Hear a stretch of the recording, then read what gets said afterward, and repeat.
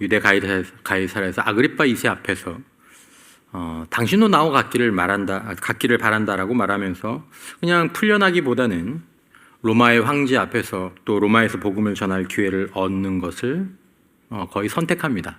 선택한 죄수와 마찬가지죠. 그리고 이제 드디어 로마로 호송되는 과정입니다. 이 과정이 굉장히 상세하게 기록되어 있습니다. 그러니까 이건 그냥 지어낸 얘기가 아니라는 것을 여러분들이 다시 한번 기억하실 필요가 있습니다. 유대 가이사로부터 로마에 이르는 대략적인 여정 가운데 오늘 본문에 긴 얘기가 나오고 있습니다. 자, 사도 바울의 상식적인 경고를 무시한 운항으로 말미암아 결국 광풍을 만나 이 배가 파선하게 되죠. 오늘 읽으신 본문에도 이 항해에 오르기 전까지 몇 번의 경고와 같은 상황들이 있었습니다. 간신히 그 2번 정도 벌써 반복이 되죠. 그리고 결국 파선하게 되지만 다행히 멜리데 섬, 오늘날 몰타에 겨우 도착해서 거기서 겨울을 보내고 로마로 향하게 됩니다. 14일간의 표류, 3개월 동안의 체류, 그래서 가이사라로부터 로마까지 여정은 한 6개월 정도가 걸린 것으로 추정하게 됩니다. 여러분, 우리의 인생을 여러 가지 비유로 말하지만 때로 미지의 바다를 항해하는 그런 항해에 우리 인생을 비유하기도 합니다. 여러분들의 항해는 어떠십니까? 우리는 그 인생의 바다를 건너기 위해 배를 만들죠. 그리고 그 배에 우리의 생명을 담고 우리의 재산과 안전과 우리의 계획을 그 배에 맡기게 됩니다. 오늘 본문에도 한 척의 배가 등장합니다. 알렉산드리아에서 온 거대한 곡물선입니다. 당시 1세기 지중해 무역의 핵심이었고 로마 제국의 식량 보급을 책임지던 국가급의 운송선이었죠. 지금도 학자들 가운데 과연 이 시기에 276명이라는 인원이 다 탈 수 있을 만큼 이런 거대한 배를 만들 수 있느냐 없느냐 여기에 대한 논의가 있을 정도입니다. 거대한 밀 화물을 가득 실은 그 시대 최고의 기술, 최고의 자본의 결정체였죠. 거기에는 바다에 대한 지식과 항해의 경험이 풍부한 선장, 그리고 많은 돈을 가진 선주, 그리고 권력을 가진 백부장이 함께하고 있었습니다. 자, 그들은 이 위험한 항해를 자신들이 가진 것들을 믿고 강행하려고 합니다. 그리고 사도 바울은 상식적인 차원에서 얘기하면서 항해를 미루라고 권면을 하죠. 9절과 10절에 보면 여러 날이 걸려 금식하는 절기가 이미 지났으므로 이 사도 바울의 말입니다. 항해하기가 위태한지라 바울이 그들을 권하여 말하되 여러분이여 내가 보니 이번 항해가 화물과 배만 아니라 우리 생명에도 타격과 많은 손해를 끼치리라 라고 조언합니다. 자, 사도 바울이 말하는 것은 지금 이제 이 위험한 절기가 되었다라는 거죠. 유대인들이 말하는 금식하는 절기, 욤 키푸르라고 얘기하는 대속죄, 1년에 한 번 있는 대제사장이 모든 백성의 죄를 대신 사하는 이 욤 키푸르, 그 절기가 대략 9월 말에서 10월 초쯤 진행이 되는데 고대 지중해 사회에서 이 시기는 계절이 가을에서 겨울로 넘어가는 그런 환절기였습니다. 그리고 지중해 연안의 선원들은 누구나 아는 해상 상식이 있었습니다. 그러니까 9월 중순부터 이제 바다를 항해하는 것이 어려워지고 10월 초까지 굉장히 위험한 시기다라는 거죠. 그리고 11월 중순이 되면 이듬해 3월까지 바다가 완전히 닫히는 항해 금지 기간이 펼쳐집니다. 그런데 이미 바다에 그런 위험들이 암시되어 있었죠. 그래서 간신히 해안을 따라서 이제 항해가 진행되고 있었습니다. 겨울철 지중해는 구름이 짙게 끼기 때문에 별과 해가 보이지 않고 당신은 별과 해를 보면서 배의 위치를 잡고 나가던 항해 수리였기 때문에 배를 몰기가 별과 해가 안 보이면 배를 몰 수가 없었습니다. 그러므로 지금 사도 바울이 말하는 우리가 대속죄, 금식절기가 지났다라는 말은 이미 상당한 위험을 무릅쓰고 나가야 된다.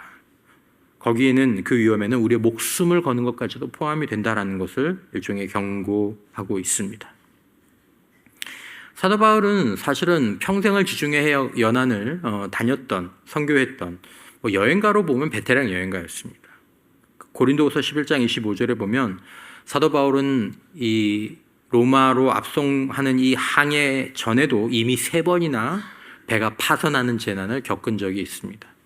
그리고 밤낮 하루를 깊은 바다에서 필요한 적도 있는 그런 경험을 갖고 있습니다. 그러니까 사도 바울은 이 바다와 지중해 날씨가 얼마나 무서운지 몸으로 겪어서 알고 있던 사람이었죠. 그러니까 오늘 본문에 나오는 이 사도 바울의 경고는 그냥 단순히 그가 하나님으로부터 어떤 계시를, 초자연적인 신비한 계시를 받아서 얘기하는 것이라기보다는 그 기초에는 지금은 겨울 폭풍이 시작되는 시기고 이 고비를 무리하게 넘기려다가는 배와 하물은 물론 자칫 우리 목숨까지 위태롭다라는 이런 계절적이고 경험적인 상식에 기반한 굉장히 어떻게 보면 이성적인 합리적인 조언이었습니다. 자, 그런데 이제 이 호송 책임을 맡은 이 항해에 갈 것이냐 말 것이냐를 결정하는 백부장은 사도 바울의 이 상식적인 조언이 아니라 소위 전문가들의 말과 그리고 사람들을 모아놓고 어떻게 하는 게 좋겠어요? 이 다수결을 따라서 이 항해를 강행하기로 결정을 하죠. 11절 이하에 보면 백부장이 선장과 선주의 말을 바울의 말보다 더 믿더라, 더 신뢰하더라 라는 얘기입니다. 12절, 그 항구가 겨울을 지내기에 불편함으로, 좀 불편한 거죠. 그 항구가 3개월을 지내기가. 거기서 떠나 아무쪼록 베니스에 가서 겨울을 지내자고 하는 자가 더 많으니. 베니스는 그레데 항구를 한쪽은 서남을 한쪽은 서북을 향하였더라. 그래서 그 항해는 강행됩니다. 그리고 결과는 오늘 본문에 보신 것처럼 파선이었습니다. 자, 이 본문은 우리가 인생의 항해에서 결정적인 선택의 순간에 우리가 주의해야 될 것들이 무엇인지를 그리스도인들에게 알려줍니다. 여러분, 이 본문이 여러분들과 제가 인생의 중요한 결정들을 내릴 때 전문가들의 말을 무시해라, 다수의 사람들의 말도 무시하고 그냥 목사님의 얘기나 아니면 소위 영적인 체험을 하는 사람들의 말을 따라야 한다, 그래야 산다, 이렇게 해석되지 않아야 합니다. 또 반대로 경험자들이나 전문가들의 말 그리고 다수의 의견이 얼마나 그게 무조건 옳다라는 생각이 얼마나 무서운지, 그러니까 소위 말하는 경험자나 전문가들도 자신도 스스로를 의심해야 된다는 것을 사실 이 본문이 보여주고 있습니다. 여러분들도 이제는 인생을 어느 정도 사시고 나시면 경험을 하셨겠지만 소위 전문가나 경험을 가지고 있는 사람들이 그냥 어쩌다 한 번이 아니라 심심치 않게 소위 말하는 전문가의 함정에 빠져서, 좀 전문가의 함정이라고 해야죠, 자신의 잘못된 판단과 선택을 전문가다, 내가 경험자다라는 것을 내세우면서 끝까지 합리화하거나 선을 넘는 결정들을 끝까지 고집하는 경우가 사실은 빈번하게 발생하곤 합니다. 그러니까 내가 아니까, 내가 해봤으니까 이 정도는 괜찮아, 이 정도 날씨는 그래 뭐 위험하기는 하지, 뭐 그런 적도 있지, 하지만 괜찮아, 날 믿어.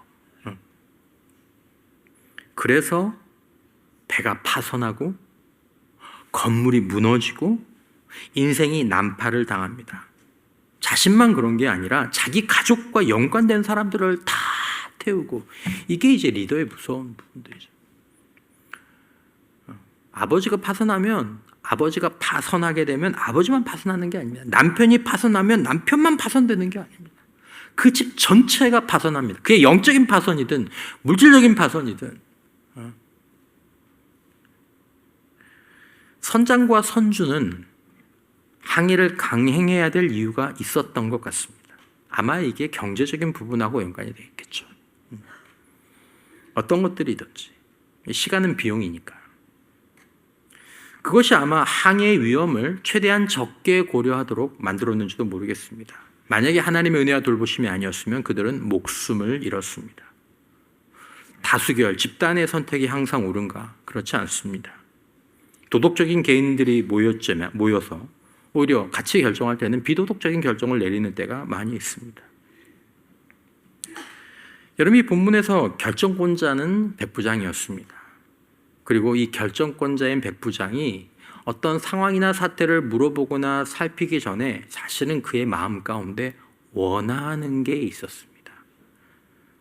그런데 사실은 이것이 아마 가장 중요한 이유였을 것입니다. 결정을 내리는 사람의 마음 가운데 이미 본인이 원하는 게 있는 겁니다. 이미 본인이 싫어하는 게 있는 겁니다. 거기에는 일단 지금은 어떤 근거가 희박해요. 여러분, 저와 여러분들이 인생의 항해에서 내가 강행할 것이냐 멈출 것이냐라는 것을 선택할 때 우리는 이걸 기억해야 합니다. 내 마음 가운데 원하는 바가 있다. 그리고 내가 싫어하는 게 있다. 만약에 내가 원하는 것을 목사님이나 영적인 지도자가 말해준다면 우리는 그렇게 얘기하죠. 아, 그래요. 그게 상식적이죠. 그게 합리적이죠. 그게 하나님의 뜻이죠. 또 그 원하는 것을 전문가들이 얘기해주거나 다수결로 지지를 받으면 그래, 전문가들이 이렇게 말을 했고 이것이 민주적이야 라고 얘기하면서 따를 것입니다. 하지만 그 얘기를 하면서 내가 원하는 것을 따른 것은 아니다. 내가 원해서 내린 결정이 아니라 나는 하나님의 뜻을 따른 거고, 나는 전문가들의 말을 따른 거고, 나는 다수결 민주적으로 이건 결정을 한 거야 라고 사실은 합리화하죠. 여러분, 인생의 항해에서 많은 사람들이 자신의 영적인 배와 자신의 경제, 자신의 건강, 자신의 가정, 많은 자신의 배를 난파를 당하는 게 아니라 난파를 시킵니다. 난파를 선택해요. 오늘 본문의 백부장처럼. 백부장이 난파를 당했습니까? 아니, 난파를 시킨 겁니다. 그리고 얘기하죠. 나는 전문가들의 얘기를 따랐다. 다 그렇게 하라고 했다. 나는 하나님의 뜻을 따랐다. 아닙니다. 사실 그 결정을 내리는 가장 강력한 이유, 그 사람이 내가 평소에 결정을 내리는 가장 강력한 이유는 내가 그걸 원했기 때문이 아니냐라는 것입니다. 우리가 이런 경우가 너무 많거든요. 여러분, 그러므로 우리가 인생의 이 위험한 항해에서, 미지의 항해에서 우리가 중요한 결정을 내릴 때 우리에게 가장 필요한 절차는 솔직히 자신에게 물어보는 겁니다. 가장 먼저 내가 원하는 바가 있다는 것을 분명히 인정하고 내가 원하는 바가 뭔지, 아니 또 내가 싫어하는 건 뭔지를 본인이 물어봐야 한다는 것입니다. 아, 나는 빨리 그냥 갔으면 좋겠어. 나는 저기로 갔으면 좋겠어. 난 여기로 가기 싫어. 난 이 사람이 좋아. 난 저 사람이 싫어. 자신의 욕구와 욕망을 알아차리고 그걸 인정해야 된다는 것입니다. 나는 이걸 원하고 있구나. 나는 이걸 싫어하는구나. 그리고 난 다음에 우리는 그것을 내려놓아야 되는 거죠. 우리가 이걸 자기 부인이라고 합니다. 하나님, 저는 이걸 원합니다. 사실 저 이거 싫어요. 진짜 싫어요. 근데 하나님, 제가 원하는 것이 저의 항해에서 가장 바른 결정일 수는 없습니다. 하나님이 검토해 주시면 제가 그 검토를 받겠습니다. 필요하다면 제가 원하는 이것을 부인하고 가장 바른 결정을 내릴 수 있는 그런 태도와 마음을 하나님 저에게 주십시오. 누가 이렇게 결정하셨습니까? 겟세마네 동산에서 예수님이 그렇게 결정하셨습니다. 여러분, 예수님이 겟세마네 동산에서 기도하실 때 아버지, 저는 아버지가 원하시는 대로 다 할 겁니다. 그러니까 아버지 원하시는 걸 저에게 말씀하시면 됩니다. 그렇게 기도하지 않으셨어요. 놀랍게 먼저 뭐라고 기도하셨습니까? 아버지, 이 잔을 내게서 옮겨주십시오. 저는 이 잔이 힘듭니다. 전 이 잔 두렵습니다. 전 이 잔 너무 고통스럽습니다. 저에게 옮겨주십시오. 그러나 나의 원대로 마시고 아버지의 원대로 되기를 원합니다. 이게 진짜 바른 결정을 내리는 굉장히 중요한 과정입니다. 주님은 원하는 것을 아셨습니다. 그것을 표현하셨습니다. 그러나 그 원하는 것을 나중에 아버지께 맡겼습니다. 여러분, 우리는 하나님께 우리의 인생의 항해의 인도자가 되어주시길 원한다고 말합니다. 저도 얘기하고 여러분들도 얘기하실 것입니다. 하나님 우리를 인도해 주시길 원합니다. 제가 그 인도하심을 따라가기를 원합니다. 여러분, 꼭 기억하셔야 될 것은 하나님께서 우리 인생의 항해를 인도하실 때 굉장히 상식적으로, 합리적으로, 객관적으로 인도하신다는 것입니다.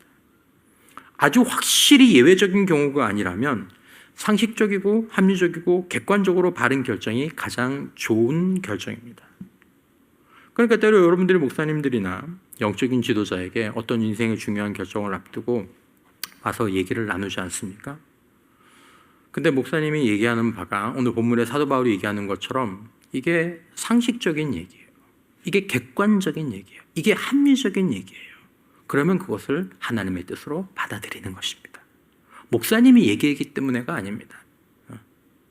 목사님을 통하여 지금 우리가 함께 생각하면서 아이야, 지금 너 간신히 여기 왔잖아. 만약에 가서 위험한 일이 닥칠 수 있어. 그러니까 여기서 멈추는 게 맞아. 그래, 그게 맞지. 나는 급한데.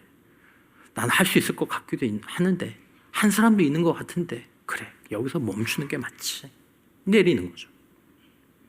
반면에 내가 전문가라는 사람하고 이야기를 하는데 그 사람이 하는 얘기가 상식적이고 객관적이지 않다면 사람들 얘기하는데 아니야, 다른 방법이 있어. 내가 해봐서 알아. 내가 해봤다니까. 내가 전문가라니까.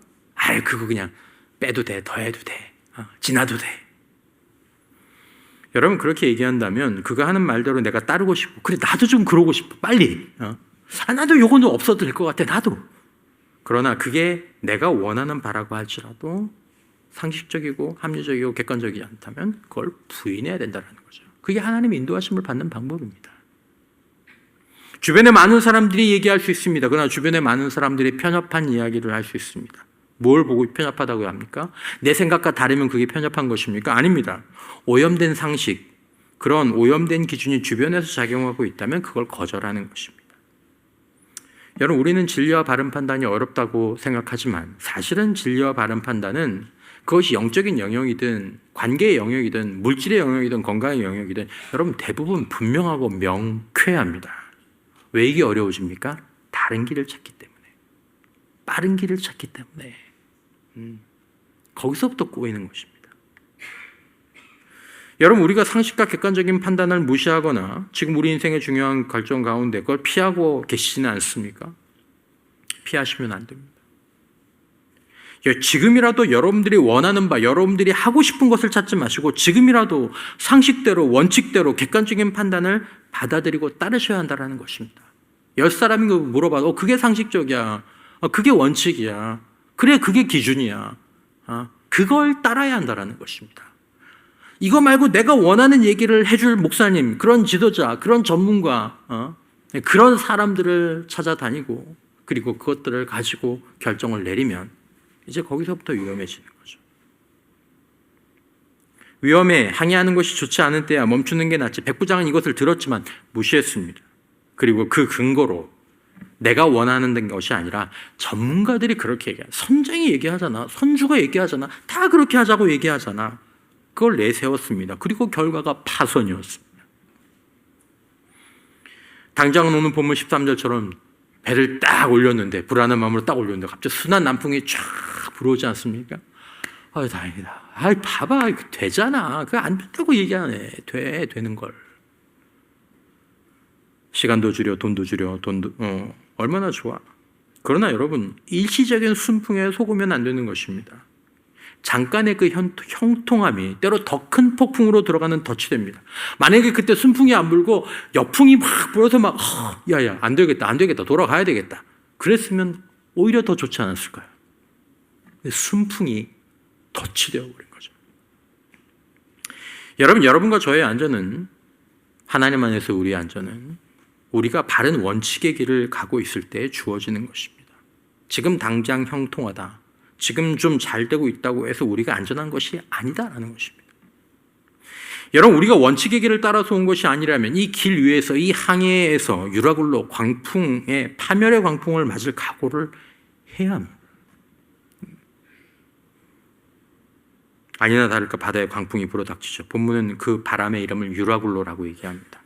섬에서 동북쪽으로 몰아치는 초강력 태풍인 거죠. 배를 먼 바다로 쫙 밀어내는, 바람에 떠밀려 표류했고 사람들은 살기 위해서 그렇게 아껴온 짐을 내어버리고 심지어 삶의 수단인 배의 기구까지 바다에 던집니다. 그리고 본문 20절에 절망적인 고백이 나오죠. 세 번역으로 보면 여러 날 동안 해도 별도 보이지 않고, 해도 별도 보이지 않으니까 항해를 어떻게 합니까? 거센 바람만이 심하게 불었으므로 우리는 살아남으리라는 희망을 점점 잃었다. 해와 별이 사라졌다는 것은 인간이 의지하던 모든 좌표가 사라졌다는 것입니다. 이제 우리는 끝났다, 이런 절망이 배를 가득 채웠습니다. 성도 여러분, 인생에도 이런 밤이 있습니다. 대부분은 우리의 잘못이고, 혹은 우리의 잘못이 아니다 하더라도 때로 이런 밤들이 있게 되죠. 해도 별도 보이지 않는 밤, 의지할 수 있는 사람도 쌓아둔 재산도 다 바다에 떠밀려 내려가고 자신했던 건강도 다 바닷물 속에 잠겨버린 그런 밤. 여러분, 그 밤에 우리가 무엇을 보아야 할까요? 다 이제 다 끝났다. 절망하고 포기해야 될까요? 여러분, 여기서 조용히 있던 사도 바울이 나타납니다. 반전이죠. 거기에는 권력을 가진 백부장이 있었습니다. 기술을 가진 선장도 있었고 자본을 가진 선주도 있었습니다. 그리고 쇠사슬에 묶인 죄수 바울이 있었습니다. 여러분, 우리가 보기에 상식적으로 강하고 자유로운 사람들은 권력가입니다. 전문가입니다. 자본가입니다. 자유로운 사람들입니다. 그러나 여러분, 권력이 있고 자본이 있고 경험이 있고, 여러분, 그런 사람들이 인생의 풍랑을 자초하고 그리고 인생의 풍랑 앞에서 절망하게 되고 그런 순간들이 찾아왔을 때 아무것도 잡을 것이 없는 인생들이 되는 것입니다. 반면에 쇠사슬에 묶여있던 죄수 바울만은 침착했습니다. 흔들리지 않았습니다. 여러분, 바울은 어떻게 그 폭풍 가운데에서도 흔들리지 않을 수 있었습니까? 그가 담력이 있었기 때문입니까? 그가 의지가 굳건했기 때문입니까? 사도 바울은 23절에서 말합니다. 내가 속한 바. 여러분, 우리는 누구에게 속했을까요? 내가 섬기는 하나님의 사자가, 하나님의 사자를 섬기는 게 아니라 내가 섬기는 하나님의 그 사자가 어젯밤에 내 곁에 서서 말하되 바울아 두려워하지 말라. 내가 가이사 앞에 서야 하겠고 또 하나님께서 너와 함께 항해하는 자를 다 내게 주셨다 하였으니. 바울이 붙든 것은 그의 경험이 아니었습니다. 바울도 경험이 있었죠. 하지만 그의 경험을 붙잡지 않았습니다. 그가 붙든 것은 하나님이었고 그리고 하나님의 약속이었습니다. 여러분, 우리는 인생의 위기 속에서 이렇게 하나님의 사자가 나타나는 이런 체험들을 하시는 분은 많지 않으실 거라고 생각합니다.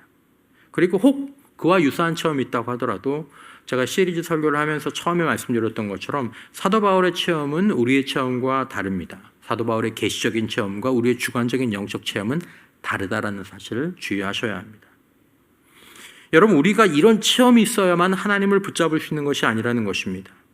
오히려 여러분, 이런 체험이 오히려 하나님을 놓치고 체험을 쫓아다니는 이상한 신앙생활로 만들 수 있는 위험이 있습니다. 저는 체험에 대한 얘기를 예전부터 많이 들었습니다. 그리고 저도 개인적인 체험이 있습니다. 그러나 분명한 것은 체험은 틀릴 때가 있다라는 것입니다. 그리고 제법 자주 틀린다라는 것입니다. 이렇게 봤어요. 이렇게 들었어요.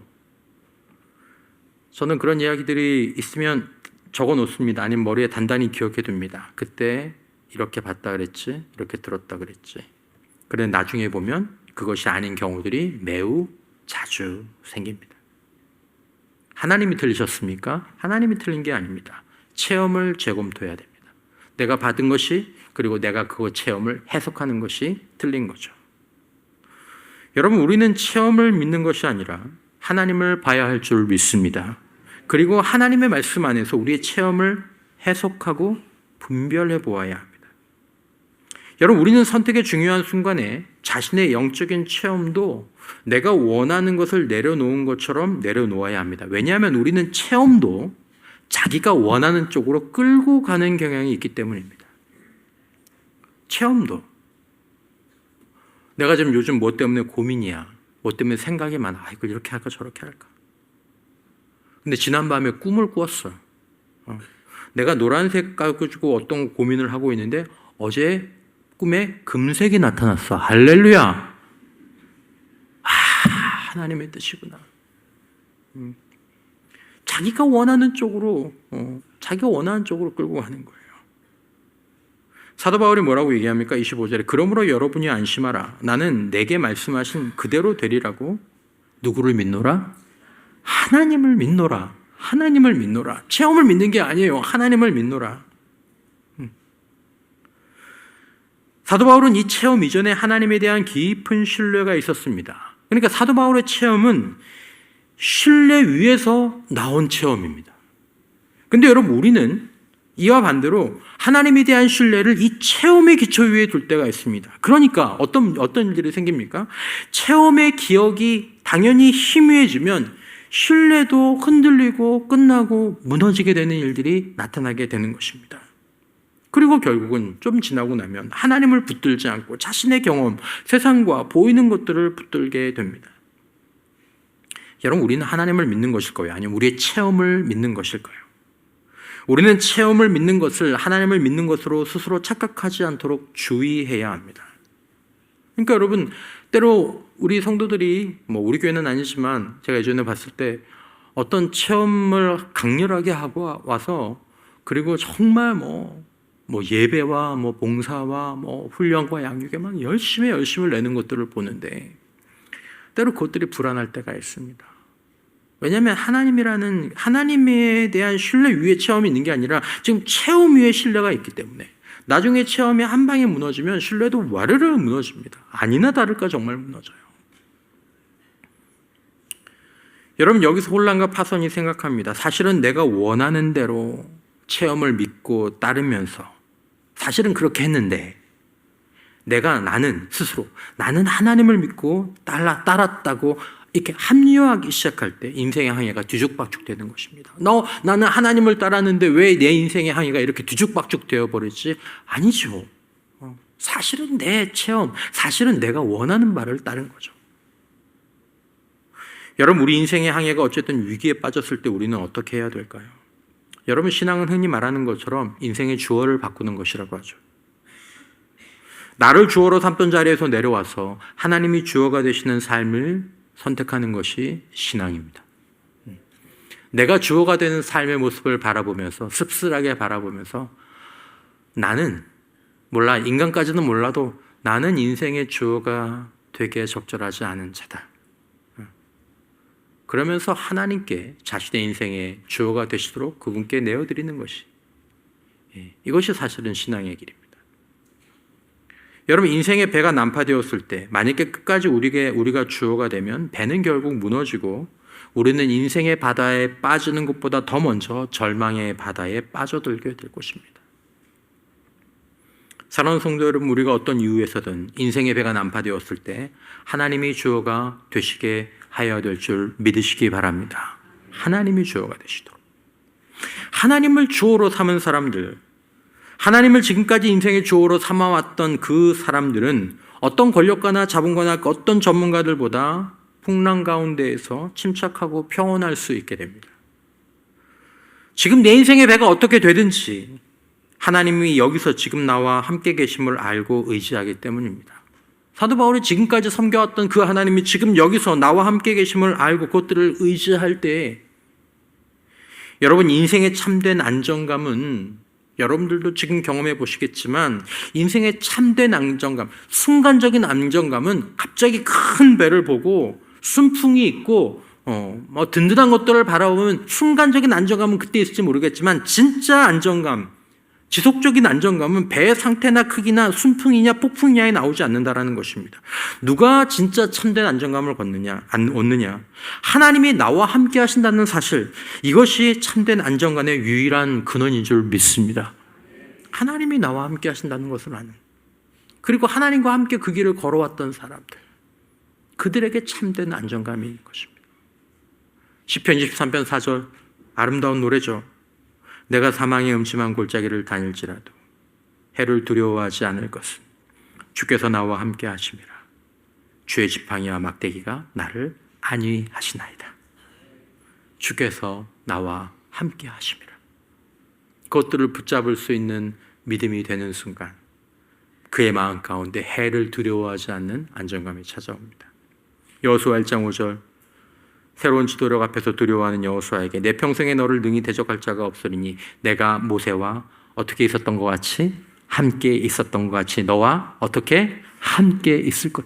내가 너한테 능력 줄게, 내가 너한테 환경 줄게. 다른 어떤 것들을 먼저 말씀하시지 않으시고 내가 너와 함께 있으리니 내가 너를 떠나지 아니하며 내가 너를 버리지 아니하리니. 여러분, 우리 인생의 항해에서 우리의 안정감, 우리가 의지하는 것은 지금 어디에 있을까요? 누구에게 있을까요? 시편 121편 내가 산을 향하여 눈을 들리라. 나의 도움이 어디서 올까? 나의 도움은 천지를 지으신 여호와에게서로다. 여러분, 하나님을 알고 의지하며 살아온 자들이 인생의 배가 깨지는 위험 속에서 드린 이 노래와 이런 고백과 기도는 우리의 것이 될 수 있습니다. 그리고 이 절망의 항복판에서 아름다운 장면이 펼쳐지죠. 35절입니다. 사도 바울이 떡을 가져다가 모든 사람 앞에서 하나님께 축사하고 떼어 먹기를 시작하며, 여러분 인생의 마지막 식사가 될 수도 있는 그런 식사죠. 떡을 가지고 와서 하나님 앞에 기도하고 그리고 떼어서 먹습니다. 이게 무슨 장면 같습니까? 성찬식이 이 순서거든요. 떡을 가지고 와서 축사하고 떼어 나누는 거죠.